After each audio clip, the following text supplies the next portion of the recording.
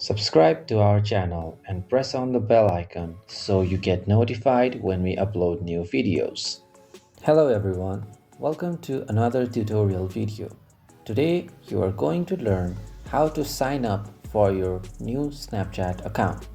To do this, you need to have Snapchat installed on your phone. If you need help installing Snapchat, you can check out our previous video. Now, once you have downloaded Snapchat, simply open the Snapchat app on your Android device.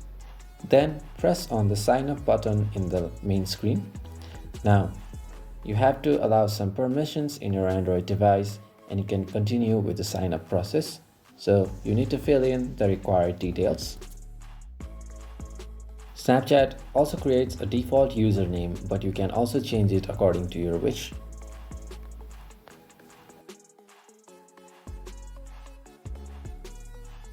Once you have filled in the required details, your Snapchat account is created and now you can enjoy the services.